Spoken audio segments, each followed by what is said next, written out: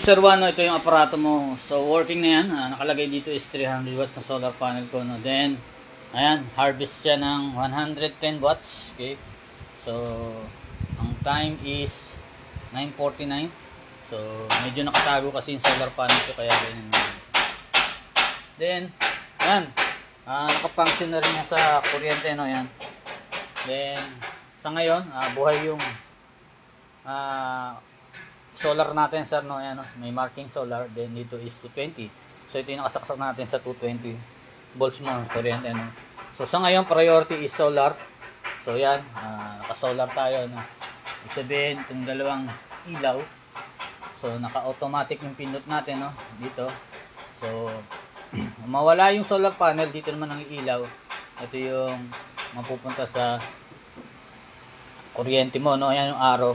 So, meaning solar. Then, pag ito lumipat dito, ay magiging 220 volts naman sa kuryente mo. If ever lobat yung battery mo ng 11.5, no? Ang disconnect is 11.5. Then, ang reconnection, gaya nung binidyo ko, no, is 1.7. Okay? Ibig sabihin, 13.2, iilaw yung LED red. Yan, katulad dito, magagamit mo yung inverter. May power dyan yan. Okay? Then, yan. Tatlo lang naman yung menu dito, no? Yan, makikita mo, ito yung solar panel, no? Ito, ilaw lang to, sir, no? Yan, kita mo. So, ibig sabihin, may 12 volts na lumalabas dito. So, hindi naman natin gagamitin yan, no? Pwede mo namang i-off yun, or kahit hindi mo nagalawin, no? Then, yan, 142 watts ang na-harvest niya. Then, pindutin mo yung down. Yan. So, fault yan. So, pag walang solar panel, lumalabas is 18, no? So, walang harvest yan, 18. So, kapag binuhay mo ulit, mawawala ulit yung fault na 18.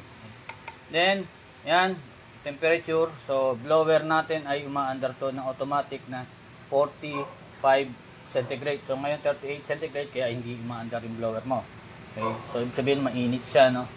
Then, isa pa, voltage reading ng battery mo. Yan, voltage reading, 13.2. So magkaroon naman ng difference yan ng 0.1, 0.2, walang problema yun. As long na tumataas yung battery mo hanggang nag-charge.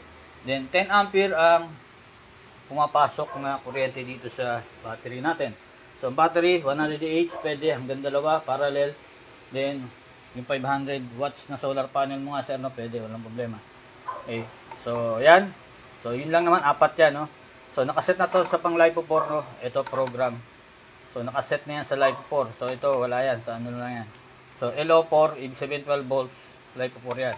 Okay. So, wala ka nang gagawin dito sa program. Walang problema. Dito ka na lang sa menu. Yan. So, pwede mo naman chat or video call. May concern ka, no, sir? So, yan. So, testingin nga natin ngayon yung, ano mo, yung ATS mo, no? So, kunwari, namatay yung solar, no? So, lagyan natin ng load.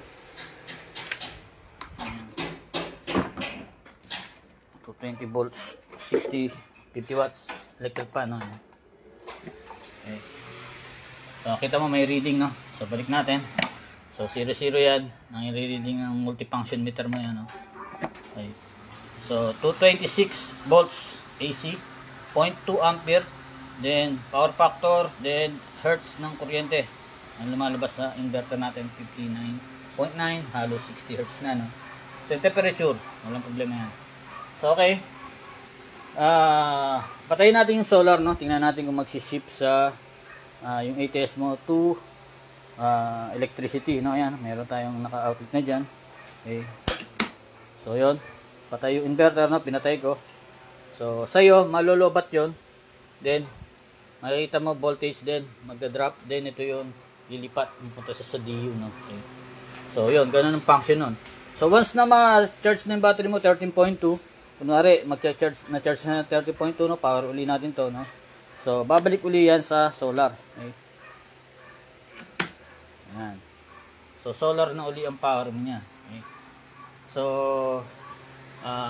pwede tayo mag-chat or video call sa mga concern, Sir Juan, no? So, goods na yan. So, dito sa battery natin, no? Yan, connection. Ito, may battery cable na kasama to. So, ganito forma, no? So, positive dito sa red. Then, negative is black.